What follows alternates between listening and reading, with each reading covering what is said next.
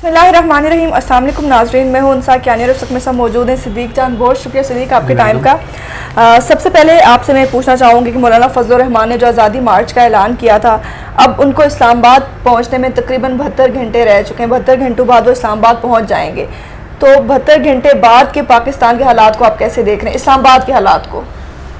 इस्लामाबाद के जो हालात होते हैं, ज़ाहिर है पूरे पाकिस्तान में उनका एक असर होता है।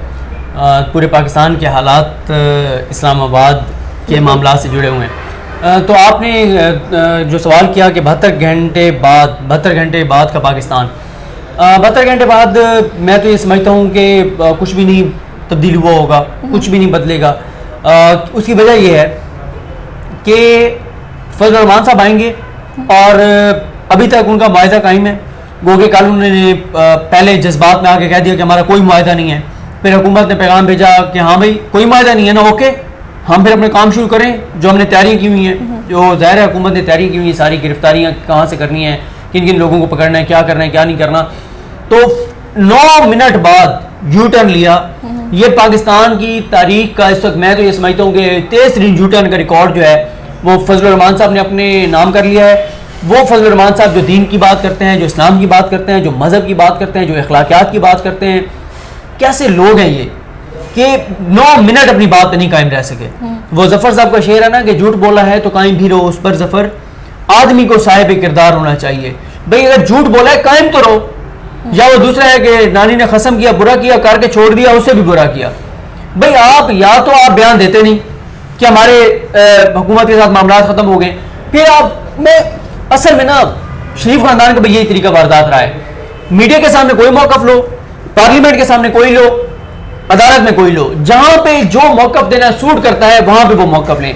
फजल रहमान साहब यही कर रहे हैं कि वो क्या कर रहे हैं, अपने कारकुनान को कहते हैं अल्लाह गवाह है मैं नहीं पीछे हटूंगा, मैं मेरी बात पे यकीन करो, मैं आलम दीन हूं, मैं 72 पता नहीं 90,000 उलमा का मैं लीडर हूं।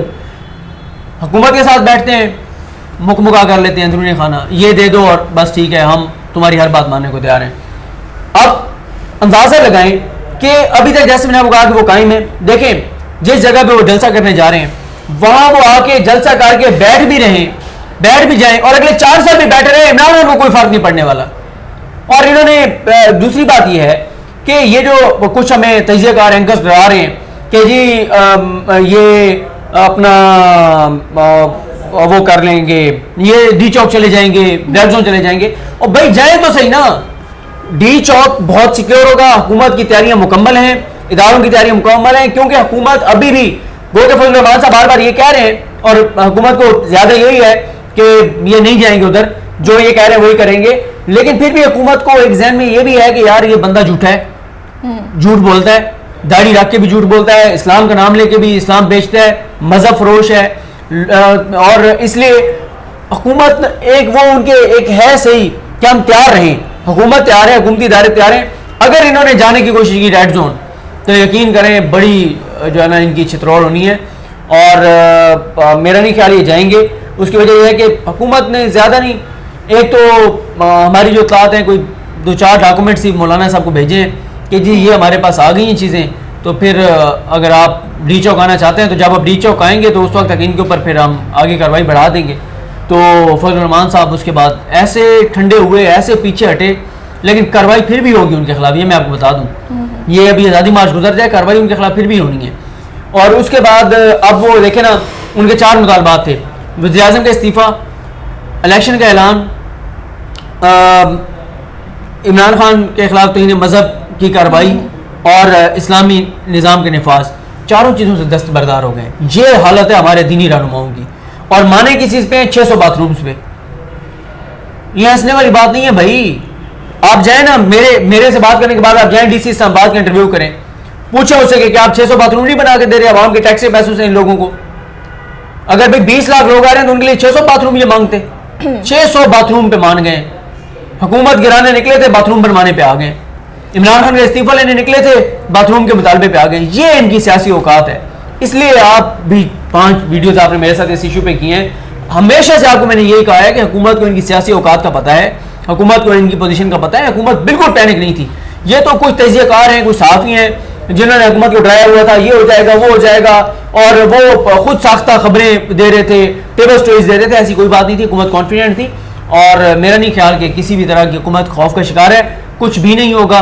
और आप अगर वहाँ जाएंगी, वहाँ पे वैसे आप जाइएगा नहीं, वो खबरें आ रही है जो ख़वातीन जा रही हैं उनके कपड़ों के ऊपर बड़े एतराज़ हो रहे हैं, उनके ऊपर जुमले कसे जा रहे हैं, उन्हें कहा जा रहा है कि बेहुदा औरतें निकल जाओ यहाँ से। वो एक इंडिपेंडेंट की रिपोर्टर हैं, रिमशा या क्या नाम है, उनकी एक स्टोरी आई हुई है, तो आप ना जाइएगा उधर।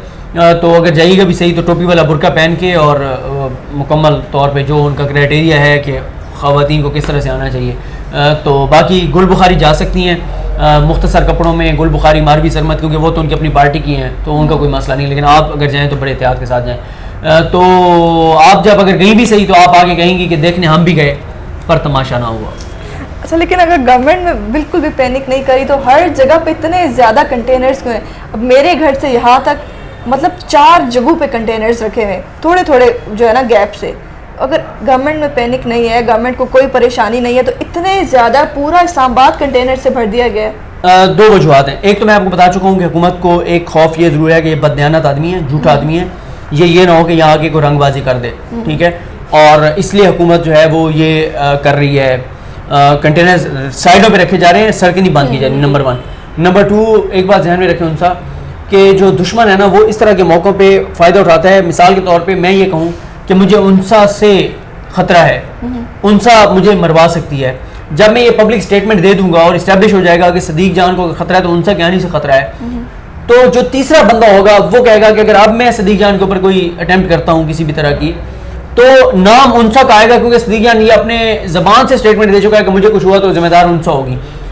अब जब अपोजिशन ये कह रही है कि जिम्मेदार हुकूमत होगी अगर हमें कुछ हुआ, तो अगर वो तीसरी कुव्वत आगे कोई कार्रवाई डाल जाती है तो हुकूमत कोशिश कर रही है इस्लामाबाद को, इस्लामाबाद के शहरियों को और ये जो आज़ादी मार्च के लोग आ रहे हैं उनको प्रोटेक्ट करने की, उनको तहफ़्फ़ुज़ देने की, कि कोई ऐसे शहर पसंद अनासर ना शहर के अंदर दाखिल हो जाएं, कोई खुदा खासा खुद कुछ हमला आवर ना आ जाए। मतलब ये बात शायद नहीं कहनी चाहिए, लेकिन कुछ लोग होते हैं वो अपने सियासी मकासद के लिए हो सकता है को खुद ही को वाक़या करा दें, तो इसलिए हुकूमत बड़ी मतलब इस हवाले से कंसर्न्ड है और इसलिए ये सारी तैयारियाँ की जा रही हैं। अच्छा, नवाज शरीफ के केस की अगर बात की जाए तो नवाज शरीफ साहब को कल ज़मानत मिल जाएगी, इस पे आप क्या कहेंगे? गवर्नमेंट ने पहले बहुत ही ज़्यादा स्टैंड लिया और इस तरह की किसी भी किस्म की कोई बात नहीं की जा रही थी, अब कल उनको ज़मानत मिल जाएगी और हो सकता है फिर वो अपने इलाज के लिए बाहर भी चले जाएँ। जब ज़मानत तक बात आ गई तो आगे इलाज के लिए बाहर भी जा सकते हैं, इस पर आप क्या कहेंगे? देखें, 2 चीज़ें हैं। एक तो कल आपने कहा कि ज़मानत मिल जाएगी, ज़ाहिर है अब जितना माहौल आपने और आपके जो सीनियर्स हैं मीडिया में उन्होंने जितना माहौल बनाया है मिल के मियाँ साहब की बीमारी पे, बेल तो उनको मिलनी थी, कोई जिम्मेदारी लेने को तैयार नहीं है।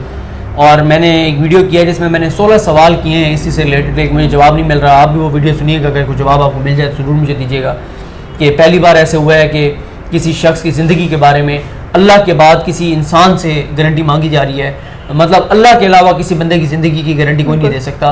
हज़रत जो इज़राइल जो कि रूह कब्ज़ करने आते हैं वो भी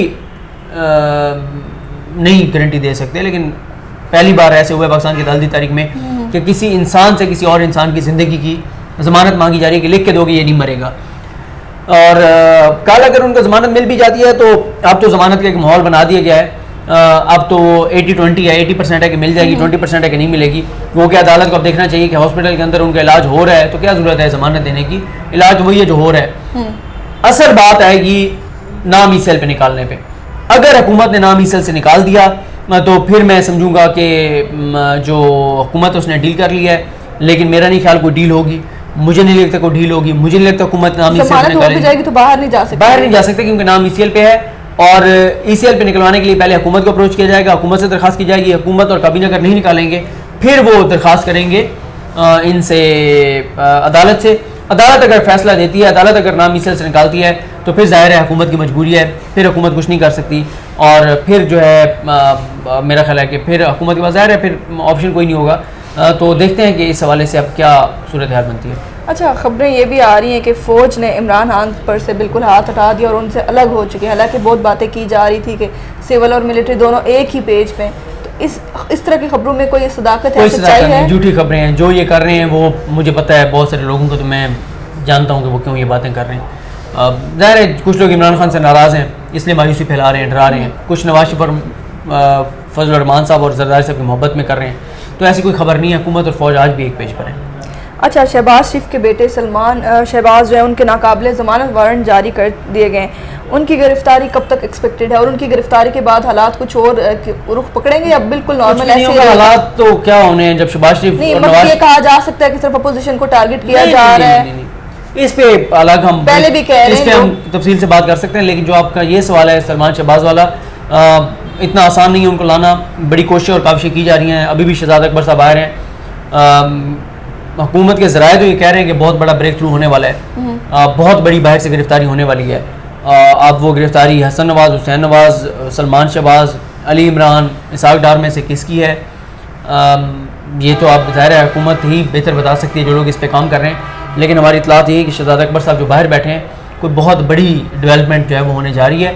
और लेकिन इनको लाना मुश्किल ज़रूर है, नामुमकिन नहीं है। मुश्किल इसलिए है यहाँ से ये पैसा लूट के जिन मुल्कों में लेके गए हुए हैं वो मुल्क इनको प्रोटेक्ट करते हैं, वो तहफ़्फ़ुज़ देते हैं और वो हमसे ताउन नहीं करते। इसलिए इमरान खान ने UN जनरल असम्बली से खिताब करते हुए कहा था कि कोई मैकेनिज़्म बनाए कि जिन मुल्कों में पैसा लूट के लाया जाता है वो गरीब मुल्कों को पैसा वापस करें, मुजरमों को वापस करें, मुलजमों को वापस करें, ताकि हम उनके ट्रायल करें, पैसा वापस लें, अपनी कौम पे खर्च करें।